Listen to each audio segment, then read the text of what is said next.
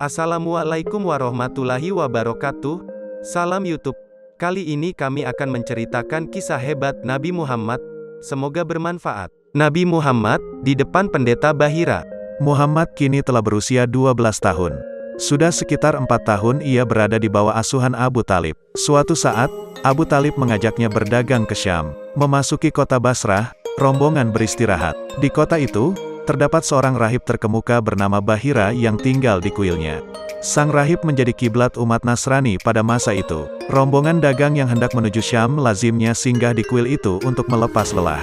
Biasanya pula, setiap kali ada tamu yang singgah, Bahira tidak pernah menyapa, apalagi memberi jamuan. Namun kali ini berbeda.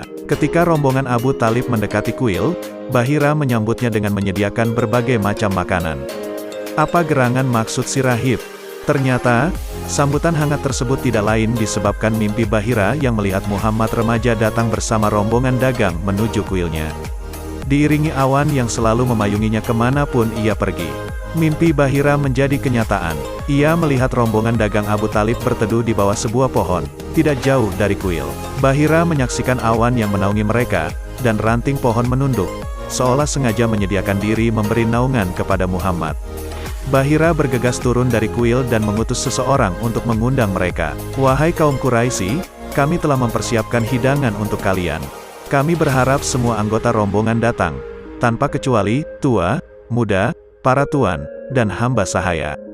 "Demi Allah, wahai Bahira, tampaknya hari ini engkau sedang punya hajat," jawab salah satu anggota rombongan dagang. "Benar, seperti yang engkau katakan.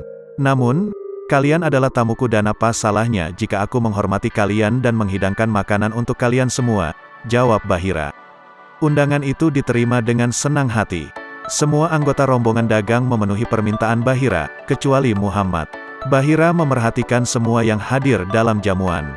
Ia heran karena tidak melihat orang dengan ciri-ciri yang ada dalam mimpinya.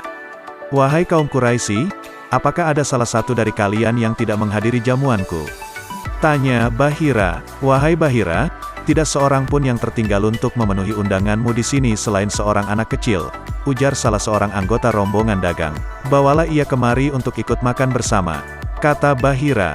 "Demi Lata dan Uzza, aku tidak menyangka akan dicela lantaran ketidakhadiran Muhammad putra Abdullah, cucu Abdul Muthalib," kata anggota rombongan dagang.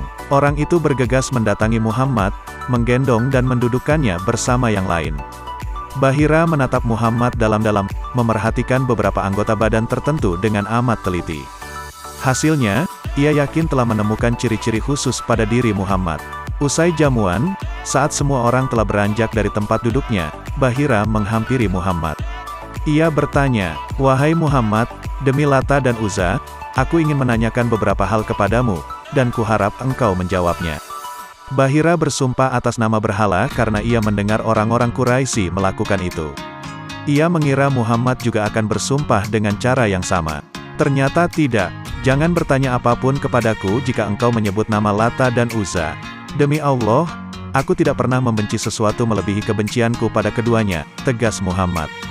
"Demi Allah, jawablah pertanyaanku," ujar Bahira. "Tanyakanlah apa yang engkau inginkan," Muhammad menjawab. Bahira bertanya kepada Muhammad tentang seluk-beluk kehidupannya, mulai dari keadaan dirinya hingga bagaimana Muhammad tidur. Muhammad menjawab semua pertanyaan itu dengan apa adanya, tidak lebih dan tidak kurang.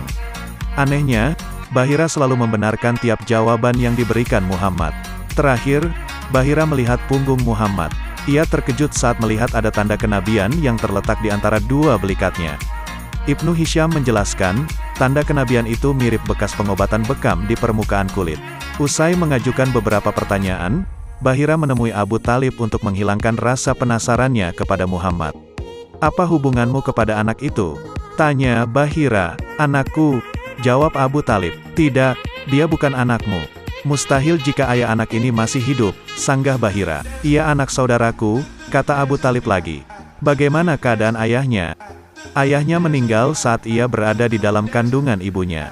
"Engkau benar, bergegaslah membawa kemenakanmu kembali ke negerimu, dan waspadalah terhadap orang-orang Yahudi. Demi Allah, andai mereka mengetahui apa yang aku ketahui dan mereka mendapati Muhammad, pasti mereka akan membunuhnya. Pulanglah ke negerimu, kelak anak ini akan menjadi orang besar." Jelas Bahira. Sekian dulu, semoga bermanfaat. Jangan lupa tonton part ketiganya, hehe.